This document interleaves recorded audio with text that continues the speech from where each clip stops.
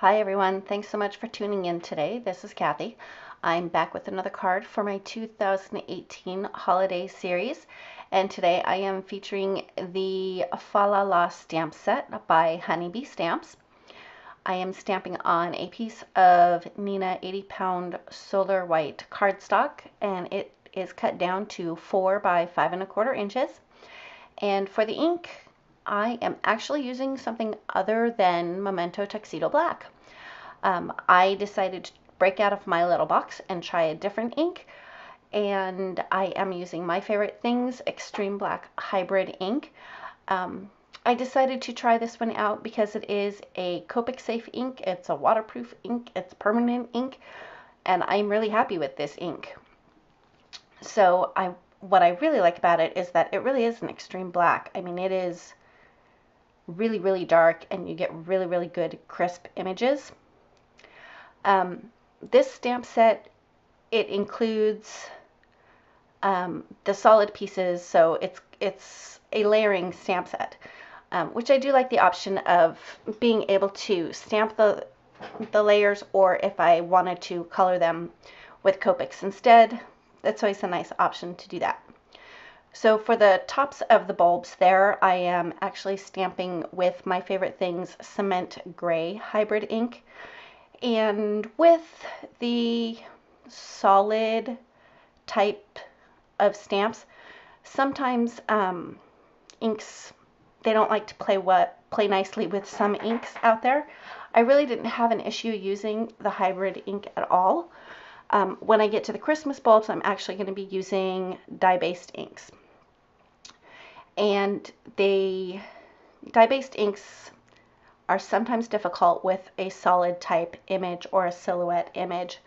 But there's a few tricks to get around the persnickety of a solid image stamp. When you first get a stamp, it does have somewhat of a coating on it just from the manufacturing process. You can use just a regular pink eraser just to lightly go over the top to help remove that layer. That will help so that the ink will take to the stamp a little bit better.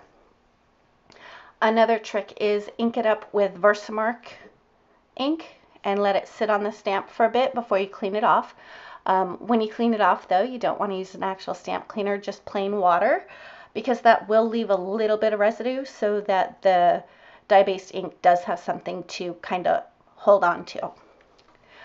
And the other thing, which is what I did with this stamp particularly, it's not totally seasoned. I had kind of played with it around, so it was sort of seasoned. But another thing with dye-based ink is that it does need a little bit of time to be absorbed into your cardstock. So by holding it down and leaving the stamp in place for a little bit, that definitely helps as well.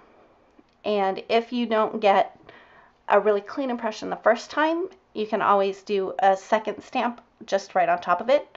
Like with that one, I had definitely had some bubbles on the stamp. And again, there's nothing wrong with the stamp, there's nothing wrong with the ink, it's just the nature of a solid stamp with a dye-based ink.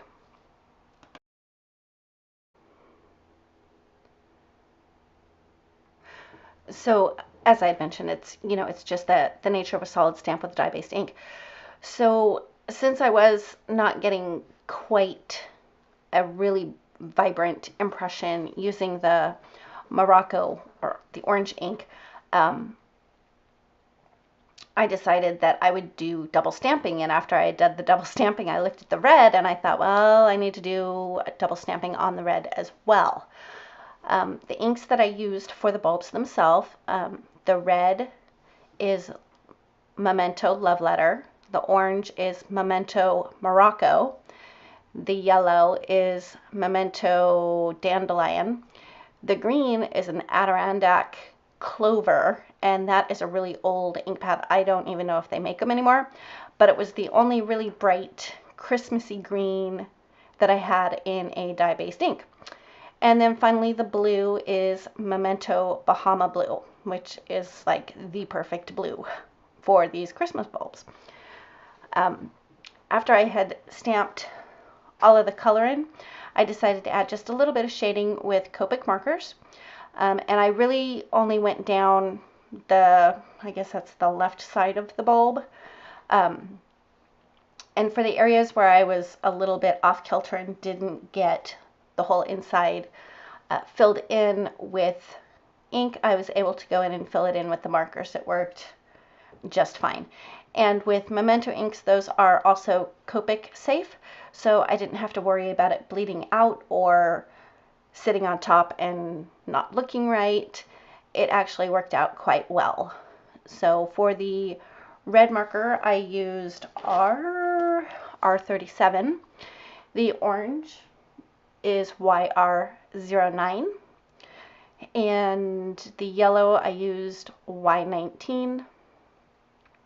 The green, I used G28. And then to fill in the spots where I kind of stamped off kilter, I did G05. And then for the blue, for the blue Christmas bulbs, blah, I used B06.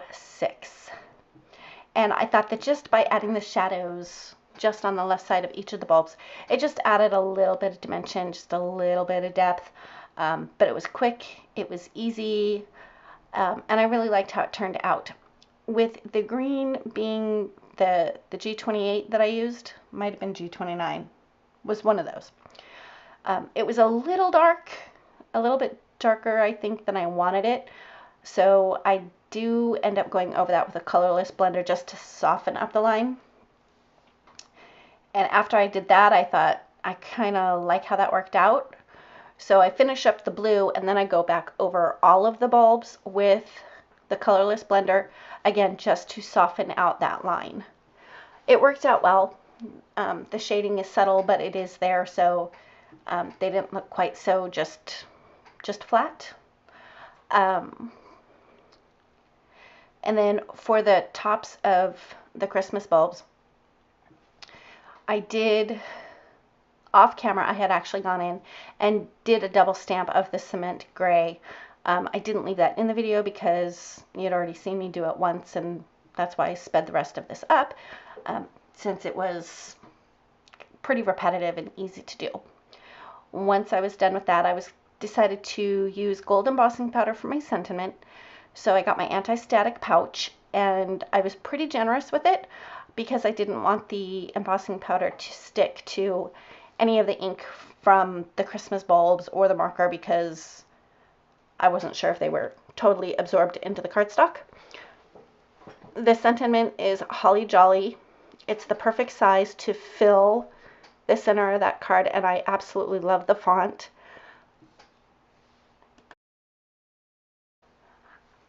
I absolutely love that font. I know you're probably going to hear that twice. I had to stop recording and then start up again. Anyway, I really do like it. I love that brush stroke kind of wonky, thick and thin line type of look.